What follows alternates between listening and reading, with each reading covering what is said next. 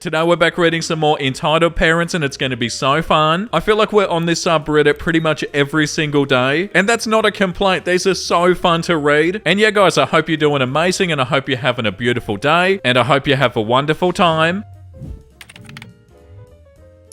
Sister-in-law freaks out because she feels that my boyfriend and I are denying her child food. My boyfriend's family came to town for a week and stayed with us. We made sure to have clean towels, fresh sheets, a stock fridge, etc. Unfortunately, 2 days after they got here, my boyfriend got laid off. Ever since then, he's been really down in the dumps and grumpy. My boyfriend's family doesn't have the best manners. They leave dirty plates behind, they don't clean up after their kids' messes and such. I tried my best to ignore it and just clean up after them when they weren't home. Today during lunch, we served lasagna. After we finished eating, my boyfriend's sister got up and started packing lasagna for her kids to have for dinner. She packed what her kids left over and was adding more on top. They weren't going to be spending the night with us, so she wanted to have a quick and easy dinner ready for them. I told my boyfriend that if there wasn't enough lasagna left, that I can order him dinner and not to worry. My boyfriend got up and asked his sister how much she was taking because he wanted to make sure that him and I also have enough food for dinner. Again, he's been very stressed about money since getting laid off. She screamed at him, "How dare you deny food for my child?" and picked her things up and left. Oh my god, what? Everything escalated out of nowhere and she packed her things and went to another rental. She felt like we were denying her child food. I began crying and I ran into my room because unfortunately, I don't do well in these types of situations. I grew up around an emotionally abusive family and these events are really triggering for me. She told my boyfriend that she didn't feel welcome and she felt like we were being rude to her. Am I at fault for making her feel unwelcome? Or is she just an entitled parent? She said that I was super rude for making that initial comment in the first place. The one where I told my boyfriend to not worry if we don't have enough food left. No, you're definitely not in the wrong here. And who the hell goes to somebody else's house and doesn't clean up after themselves? Yeah, no, that's so unbelievably rude of them. Not you. Wow, the entitlement. That's so frustrating. The next one is called Entitled Mother Tries to Steal My Purse. I, 18, non-binary, still go to my pediatrician for yearly checkups and whatnot. This is relevant, trust me. My doctor's office is located in a fairly bad part of town, the same area I grew up in, so I'm always careful to keep my stuff close to me at all times. It's not like people would get a lot from me if they snatched my bag, but I keep some personal items like meds in my bag. Since this is a pediatrician's office, there are always plenty of children in the waiting room. My brother, 20 male, barely young enough to keep going there, and I were there a couple of weeks ago for our yearly well checks and flu shots. Since we have the same doctor, our appointments were scheduled at different times. My brother goes back first while I sit in the lobby with my bag between my legs playing on my Switch. Our dad had run across the parking lot to pick up a few things from the grocery store, which is fine, considering that we're both legal adults, so I was just sitting by myself in the corner. This adorable little boy, SB, maybe 10 or 11, came over and asked me what I was playing. I told him I was playing Pokemon and he asked if he could watch. I agreed, both wearing a mask, and angled myself so he could see my screen. We talked a bit about Pokemon, which I could tell he loved a lot, and I showed him my bag. A bit of info about my bag. It's one of those small backpacks made to be like a purse you can wear on your back. It's a cute Pokemon themed bag that goes with me everywhere. I bought it from a store that donates meals to those in need depending on how much you spend. So the bag was more expensive than some would think, $80 to